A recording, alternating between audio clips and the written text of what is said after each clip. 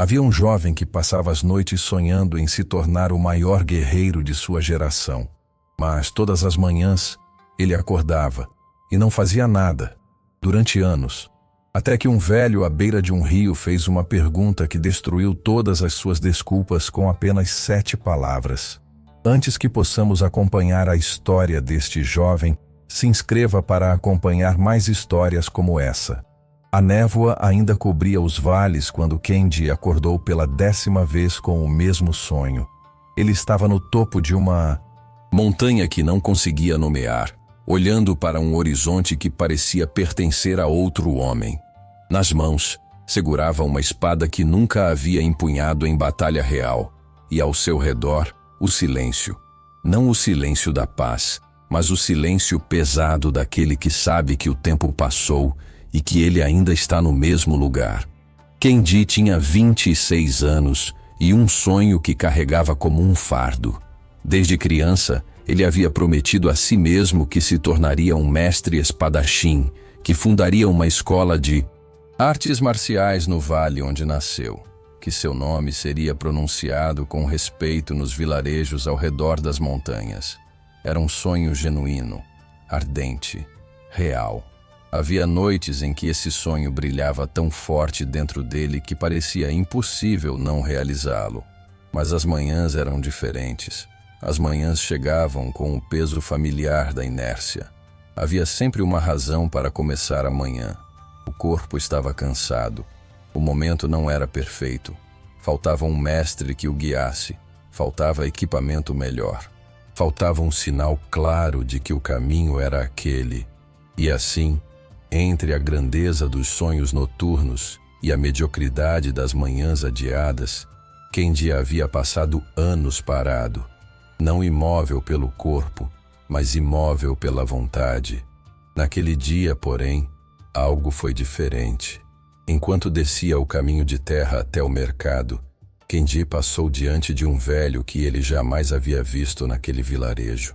O homem estava sentado sobre uma pedra plana à beira do rio, com os olhos fechados e as mãos repousando sobre os joelhos como se o mundo inteiro não existisse além daquele instante. Havia uma espada envelhecida ao seu lado. Não a espada cerimonial de um nobre, mas a espada de alguém que havia vivido, sangrado e aprendido. Kendi parou. Não sabia ao certo porquê. O velho abriu os olhos sem pressa e olhou para o jovem com uma clareza desconcertante, como se já soubesse quem ele era antes mesmo de perguntar. Você está procurando o começo ou fugindo do meio?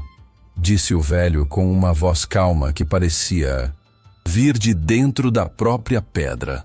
Kendi não soube responder. E foi exatamente essa incapacidade de responder que lhe disse tudo o que precisava saber sobre si mesmo. O velho chamava-se Hiroshi. E naquele dia, sem que nenhum dos dois soubesse ao certo, uma jornada havia começado. Não pela estrada, não pelo movimento dos pés, mas pelo mais difícil de todos os caminhos, o caminho de dentro. Hiroshi não falou muito naquele primeiro encontro. Disse apenas que voltaria à mesma pedra no dia seguinte, ao amanhecer, e que se Kendi quisesse aprender algo útil, deveria estar lá. Nada mais. Sem promessas de segredos antigos, sem ofertas de poder ou glória. Apenas uma pedra, um horário e a escolha de aparecer ou não. Kendi passou a tarde e a noite inteira debatendo consigo mesmo.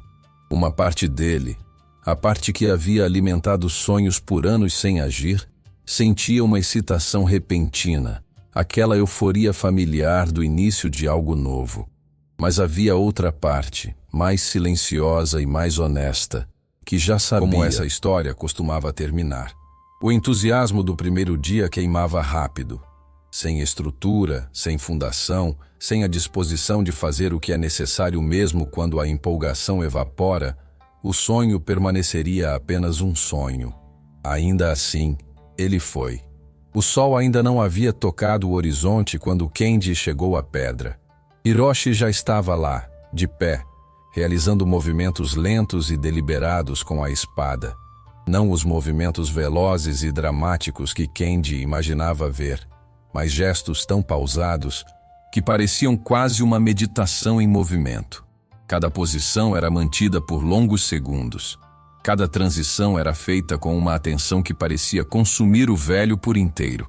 Kendi observou em silêncio por um momento e então perguntou: "Por que tão devagar? Um guerreiro real não se move assim em batalha." Hiroshi terminou o movimento antes de responder.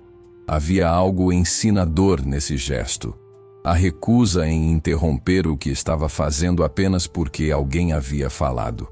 O guerreiro que age depressa, sem antes agir devagar, disse ele. É como o rio que transborda antes de aprender a correr. Toda velocidade nasce da lentidão praticada com honestidade. Kendi sentou-se na pedra e tentou absorver as palavras, mas sua mente já estava em outro lugar. Estava pensando em quanto tempo levaria para aprender. Estava imaginando o resultado, a habilidade, o reconhecimento. Estava em tudo, menos no único lugar onde o aprendizado realmente acontece, no presente. Hiroshi percebeu isso sem que Kendi dissesse uma palavra. "Você está aqui", disse o velho, "mas sua mente está em outro lugar. Esse é o primeiro inimigo a ser derrotado. Não o adversário à sua frente, mas a dispersão dentro de você."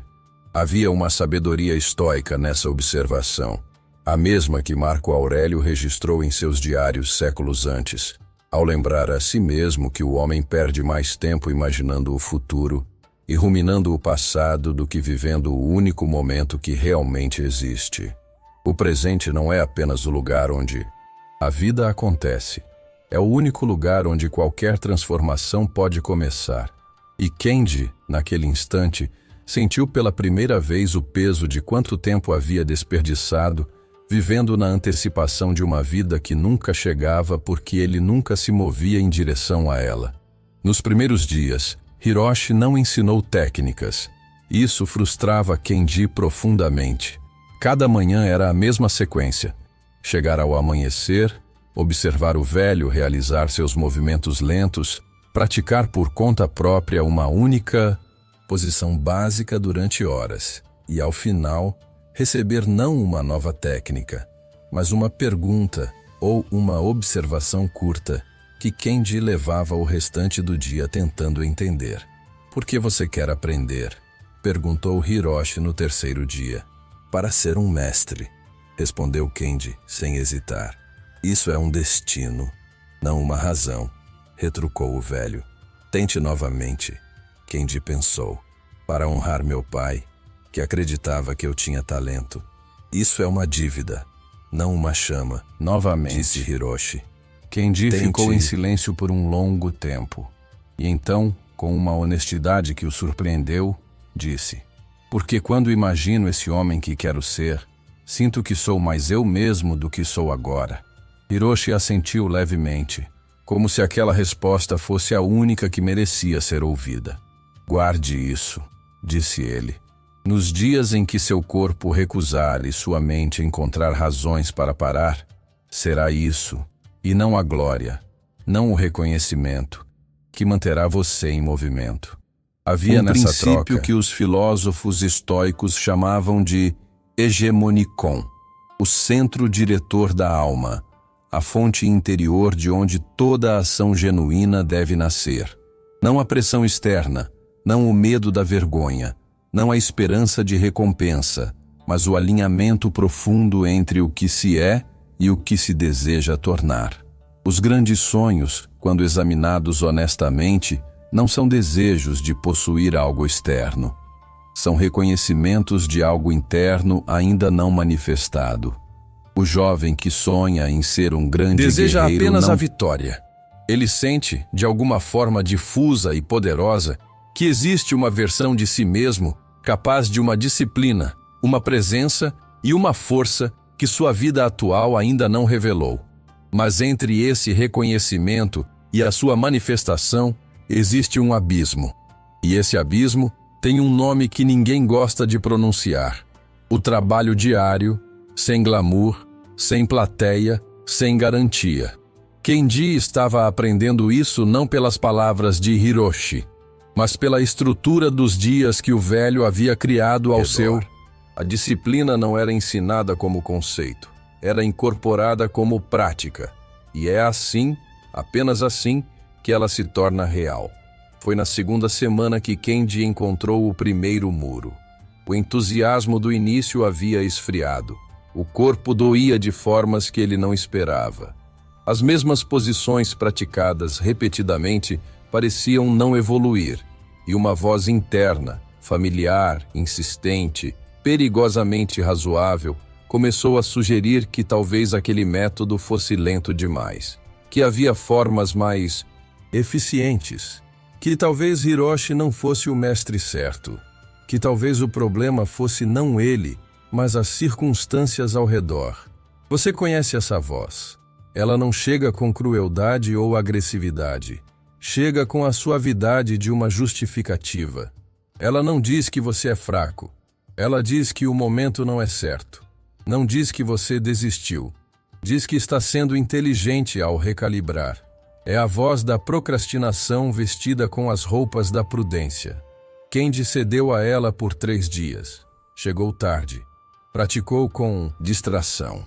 Em um dos dias, não foi de jeito nenhum, convencendo-se de que precisava de descanso. Quando voltou, Hiroshi não o repreendeu. Não perguntou onde havia estado. Apenas disse, enquanto realizava seus movimentos matinais: existe uma diferença entre descanso e fuga. O corpo pede o primeiro. O ego inventa o segundo e o chama pelo mesmo nome. Kendi sentou e ficou olhando para o rio por um longo tempo. Como se mantém o movimento quando a motivação desaparece? Hiroshi parou e virou-se para ele. Essa é a pergunta errada, disse. Você está perguntando como depender menos da motivação. A pergunta certa é: como construir um sistema que não precise dela? E então, Hiroshi contou a história de Musashi. Miyamoto Musashi, o maior espadachim que o Japão conheceu. Não era famoso por seu talento inato. Era famoso por uma disciplina que outros homens consideravam irracional. Ele acordava antes do sol e praticava seus golpes não porque estava inspirado, mas porque havia decidido que era o que se fazia. Todos os dias, sem negociação com o próprio humor, sem esperar pelo momento certo. A prática era o momento certo. O fazer era a condição, não a consequência da motivação.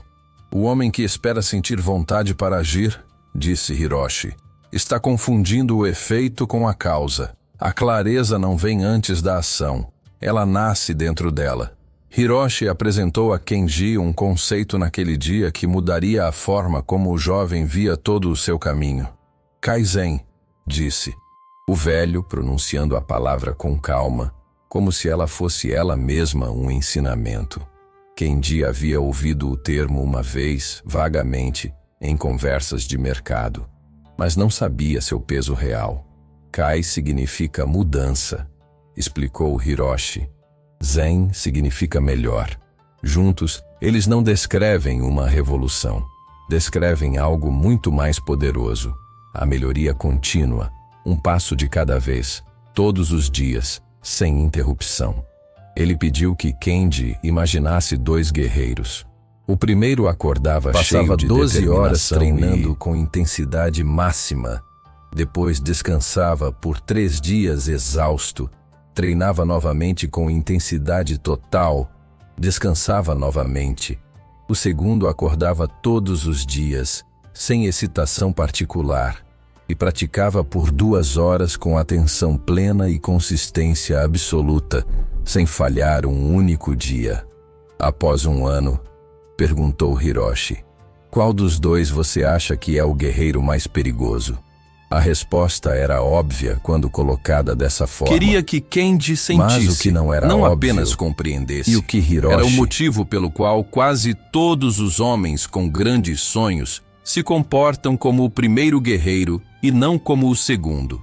O primeiro guerreiro sente que está fazendo algo épico. O esforço extremo produz uma sensação de sacrifício, de seriedade, de identidade heróica. Ele pode se olhar no espelho e dizer: hoje eu dei tudo. O segundo guerreiro não tem essa gratificação imediata. 2 horas de prática consistente não parecem heróicas. Há história dramática para contar. Há apenas o trabalho, feito, encerrado, repetido. E é exatamente aí, nessa ausência de drama, que a maioria das pessoas abandona o caminho, porque confundimos intensidade com progresso. Confundimos o sentimento de esforço com o esforço real. Confundimos o episódio com a jornada. Kaizen não é sobre fazer muito, é sobre nunca parar de fazer algo. Kendi ficou em silêncio por um longo momento, olhando para suas próprias mãos. Então tudo o que preciso é fazer um... Não, disse Hiroshi com firmeza suave. Tudo o que você precisa é nunca quebrar a corrente. Um pouco todo dia com atenção real. Não por entusiasmo, por decisão. Os dias que se seguiram trouxeram um ritmo diferente para Kendi. Ele não havia se tornado subitamente disciplinado. A disciplina não nasce de uma compreensão intelectual, mas de uma prática repetida até que se torne identidade. O que havia mudado era sua relação com o esforço. Ele havia parado de esperar se sentir pronto. Acordava, ia até a pedra, praticava. Não porque estava motivado, mas porque havia decidido que era isso que ele fazia. Havia dias ruins, dias em que os movimentos pareciam mecânicos e sem vida, dias em que o progresso era invisível. Mas Hiroshi havia dito algo que Kendi repetia para si mesmo nesses momentos. O dia em que menos queres praticar é o dia em que mais precisas aparecer. Havia uma sabedoria profunda nessa frase que só se revela na prática. O amor pelo destino chama isso incluindo suas partes difíceis. Não a resignação passiva, mas a aceitação ativa de que a resistência faz parte do processo.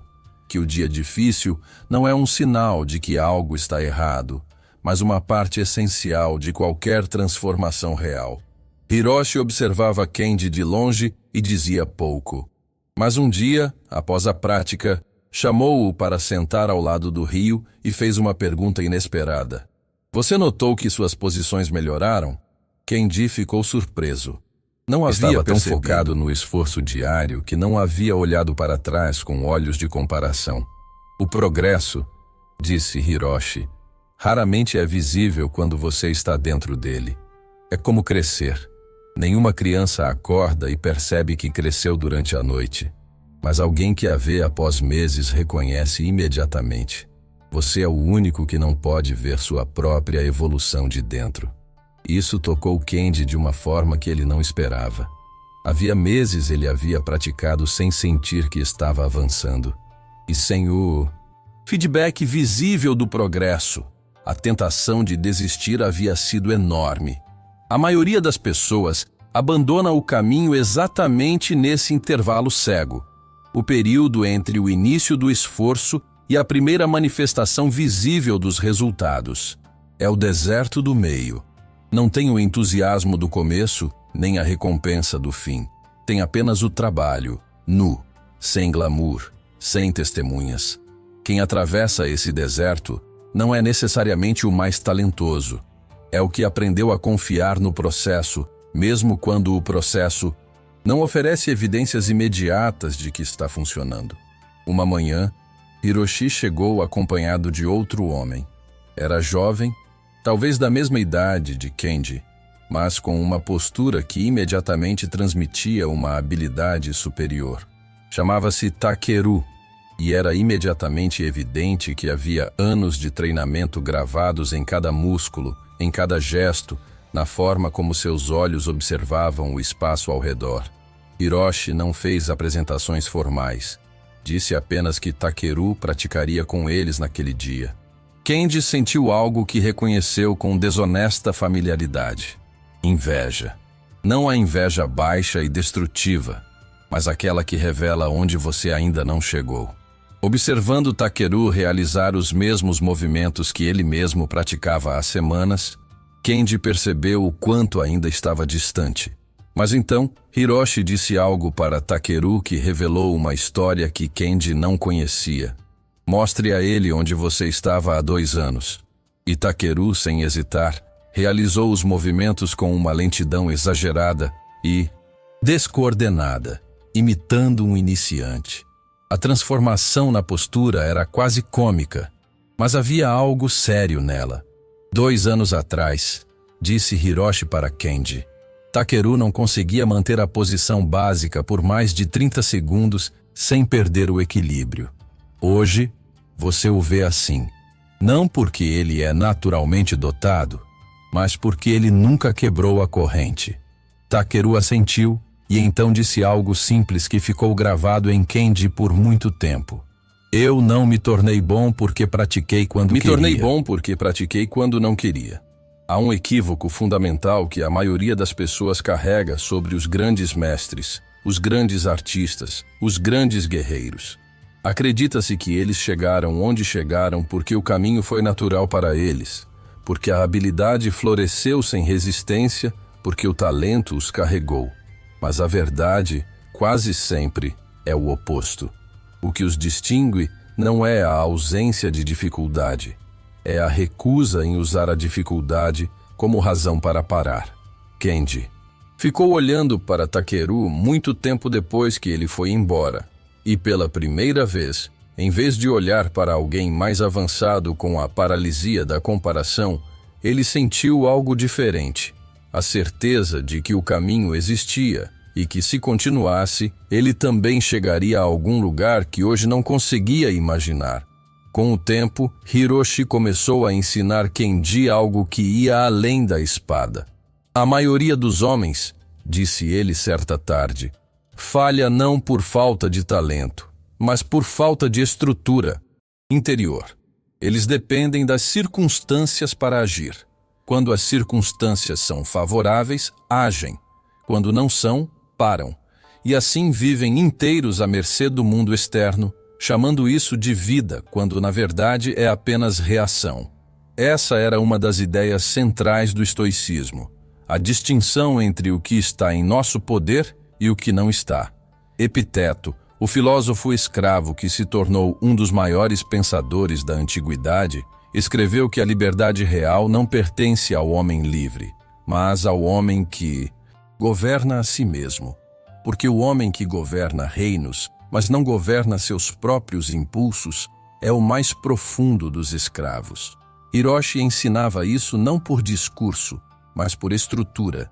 Ele havia criado ao redor de Kenji uma rotina que não dependia de humor, de clima, de motivação. A prática acontecia. Ponto. E dentro dessa estrutura inabalável, Kenji começou a perceber algo surpreendente: a liberdade. Não a liberdade de fazer o que quiser quando quiser. Essa não é liberdade. É apenas a liberdade capricho. de saber que, independentemente de como o dia começa, independentemente do que o mundo oferece ou retira, há algo que ele controla: sua prática, sua atenção, seu compromisso com o que decidiu ser. A disciplina, disse Hiroshi, não é uma prisão. É a única forma de estrutura que liberta. O rio que não tem margens não é livre, é uma enchente. As margens não o aprisionam. Elas lhe dão direção, velocidade e poder. Kenji começou a entender que havia confundido por anos ausência liberdade de compromisso. Havia acreditado que a disciplina era o inimigo de sua espontaneidade, de sua criatividade, de sua vida. Mas a verdade era exatamente o oposto. Sem disciplina, seus sonhos permaneciam sonhos. Belas fantasias que nunca tocavam o mundo real. Com disciplina, o sonho ganhava corpo, ganhava forma, ganhava a única coisa que transforma a intenção em realidade: a ação repetida. Kenji cometeu um erro grave no 3º mês. Em um dia de prática, confiante em seu progresso, ele tentou executar uma sequência de movimentos avançados que havia observado Hiroshi realizar. Sem a fundação adequada, sem a instrução devida, o movimento foi não apenas falho, foi o tipo de falha que machuca. Ele caiu, torceu o pulso e passou uma semana sem conseguir segurar a espada com firmeza. A raiva foi a primeira resposta, depois veio a vergonha, e depois, inevitavelmente, a voz familiar que sussurrou que talvez fosse um sinal, que talvez fosse tarde demais, que homens com talento real não tropeçam de formas tão tolas. Hiroshi visitou Kenji em sua casa naquela semana. Encontrou-o sentado, olhando para o pulso enfaixado com uma expressão que misturava irritação e derrota. O velho não disse nada por um momento. Apenas olhou o pulso, depois olhou para os olhos de Kenji. "Qual é a lição?" perguntou. "Que fui imprudente", disse Kenji com amargura. "Não", disse Hiroshi. "Essa é a punição, não a lição. Tente novamente." Kenji pensou. "Mais próximo, que devo seguir o ritmo certo e não Mas pular." ainda não é isso. Houve um silêncio longo. E então Hiroshi disse: "A lição é que o erro não é o fim do caminho. É parte dele. O guerreiro que nunca erra é o guerreiro que nunca arrisca. E o guerreiro que nunca arrisca nunca cresce. Seu pulso vai curar. A questão é, o que você vai fazer com essa semana? O que você vai fazer com essa semana? Não com esse erro. Não com essa limitação temporária. Com o tempo que ainda existe, mesmo dentro da dificuldade."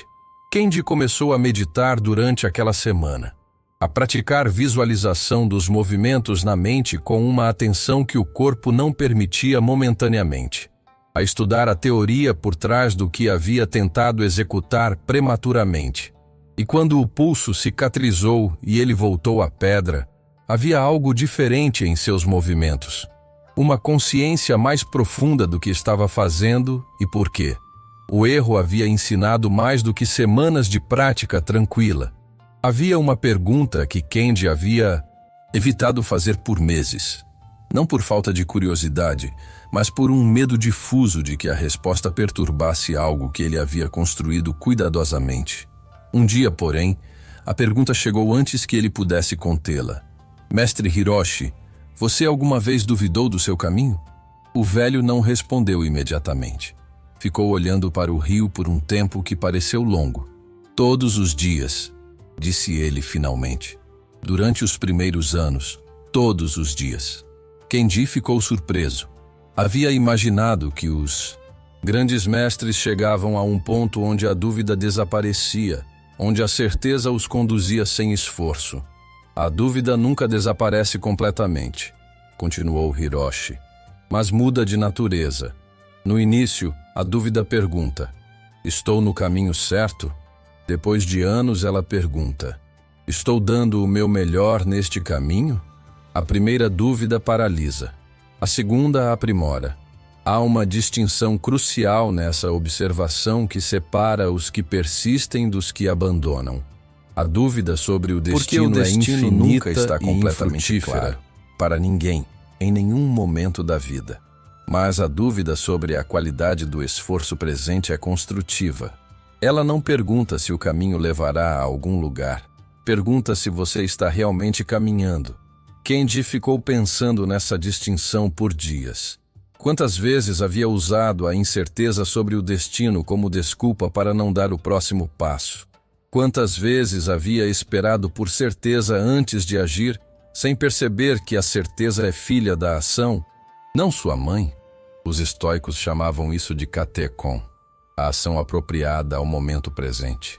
Não a ação perfeita, não a ação garantida, a ação adequada, honesta e alinhada com o melhor que se conhece naquele instante. Agir com essa disposição não elimina a dúvida, mas a transforma em combustível em vez de paralisia. "Então o caminho nunca fica simples?" perguntou Kenji. "Fica mais claro", disse Hiroshi. "Mas simples nunca. Aquele que procura um caminho simples não está procurando crescer. Está procurando se esconder da vida dentro de uma ilusão de conforto." No 5º mês, Kenji encontrou-se diante de uma escolha.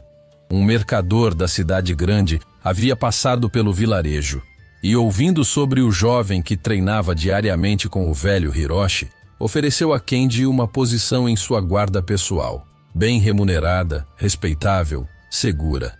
Não era o sonho de Kendi, mas era um passo visível, concreto, imediato. E havia algo sedutor na concretude do que se pode tocar em comparação com a invisibilidade de um sonho construído passo a passo. Kendi levou a proposta a Hiroshi.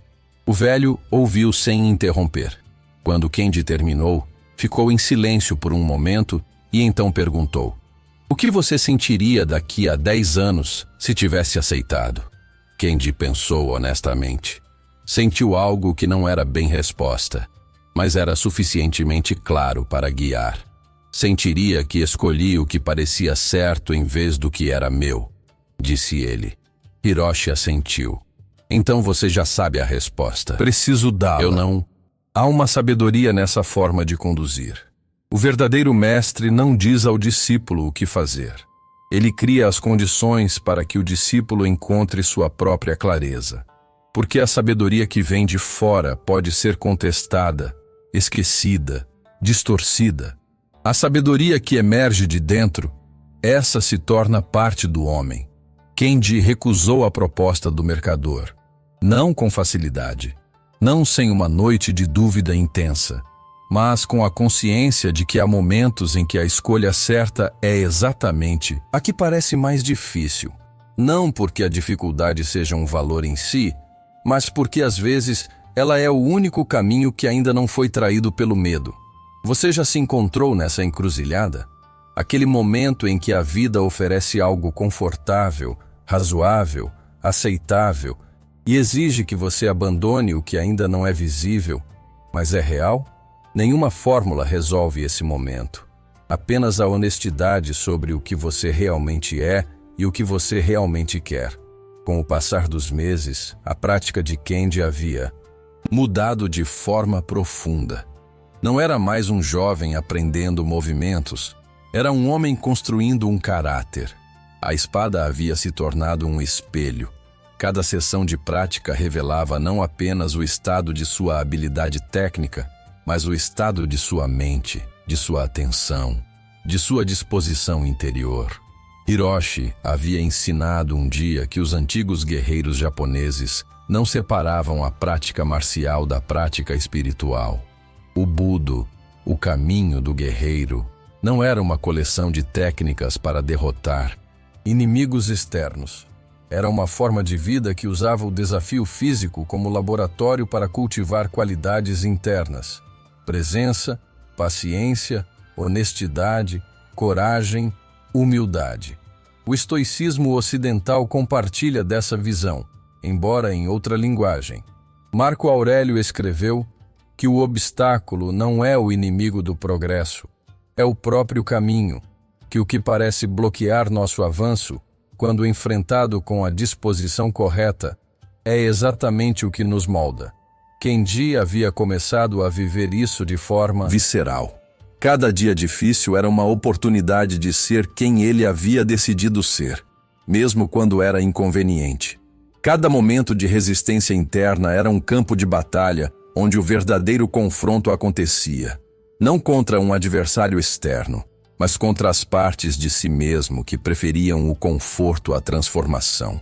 E havia algo mais que ele havia notado. À medida que sua disciplina na prática crescia, ela transbordava para outras áreas da vida. A forma como se alimentava, a forma como dormia, a qualidade de sua atenção nas conversas, a disposição de manter sua palavra mesmo quando ninguém estava observando. A disciplina, disse Hiroshi, é indivisível. Você não pode ser disciplinado em uma área e frouxo em todas as outras por muito tempo. Eventualmente, o caráter que você cultiva em um domínio começa a habitar todos os outros, porque disciplina não é um hábito, é uma identidade.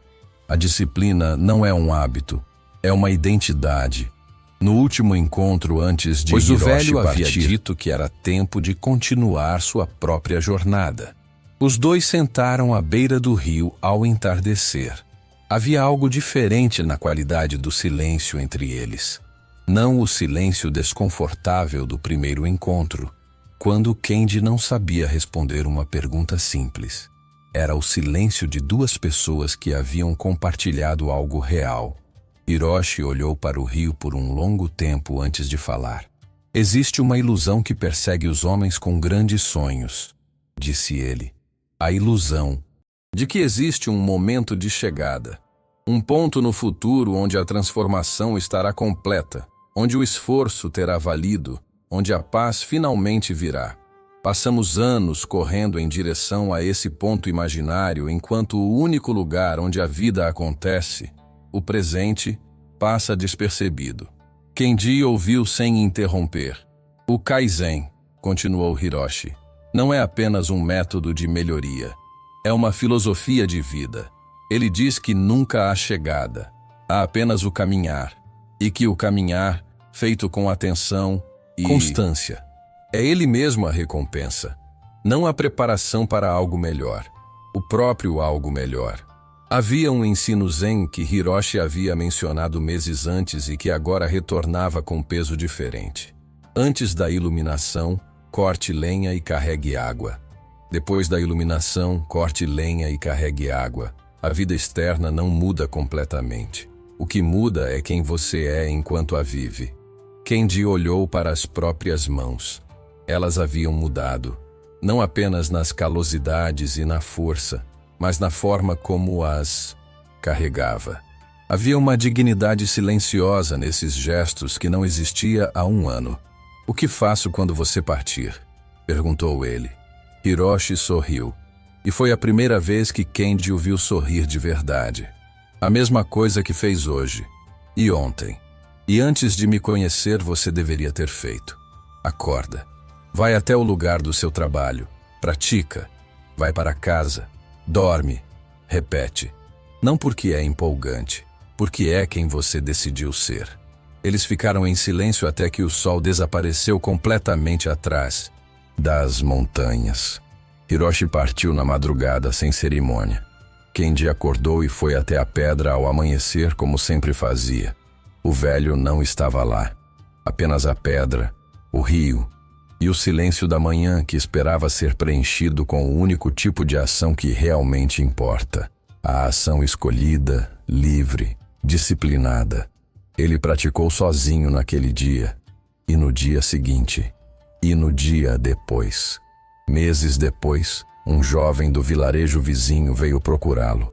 Havia ouvido falar de Kenji, não do guerreiro famoso que ele, mas de um homem que praticava todos os dias ao amanhecer à beira do rio, com uma consistência que parecia quase impossível, com uma presença que transmitia algo difícil de nomear.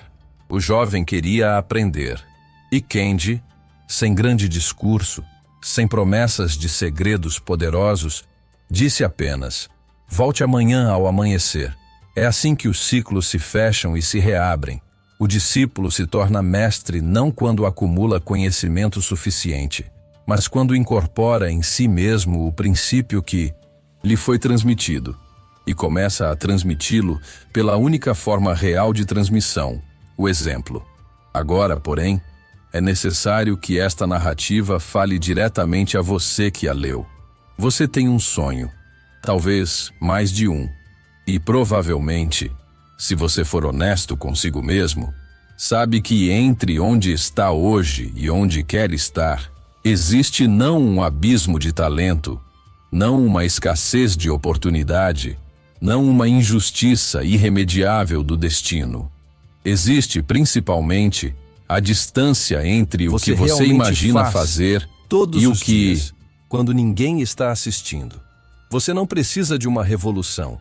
Você precisa de um passo. Hoje, apenas um. Não o passo épico que você imaginou quando sonhou grande. O passo humilde, concreto, repetível. A única ação que, multiplicada por dias e semanas e meses, constrói a montanha invisível que um dia você olhará para baixo e perceberá que subiu sem que nunca parecesse que estava subindo. O Kaizen não é um sistema para os extraordinários. É a única descoberta necessária para qualquer pessoa que queira transformar intenção em realidade. Que o progresso não exige grandiosidade, exige continuidade. Que a disciplina não é um dom de poucos, É uma escolha feita todos os dias, especialmente nos dias em que a escolha é difícil. Você não precisa se tornar outra pessoa para começar. Você precisa começar para se tornar outra pessoa.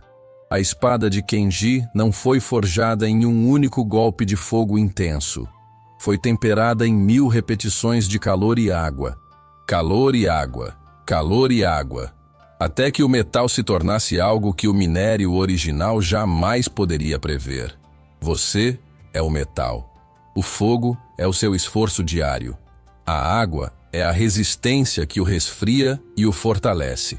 E o espadeiro, o único que pode conduzir esse processo, é você mesmo. Não existe Hiroshi esperando à beira do seu rio. Existe apenas amanhã de amanhã. O compromisso que você fará consigo mesmo nela. E a escolha de honrá-lo mesmo quando toda parte de você preferir não fazer nada. Guerreiro que aparece quando não quer aparecer é mais forte do que o guerreiro que aparece apenas quando quer. Essa é a lição do samurai. Essa é a essência do Kaizen. Essa é a única transformação que nenhuma circunstância externa pode tirar de você uma vez que acontece. A transformação de alguém que tem sonhos em alguém que os constrói. Um dia, uma escolha, um passo de cada vez. A pedra ainda está à beira do rio. Amanhã cedo, ela estará esperando por você.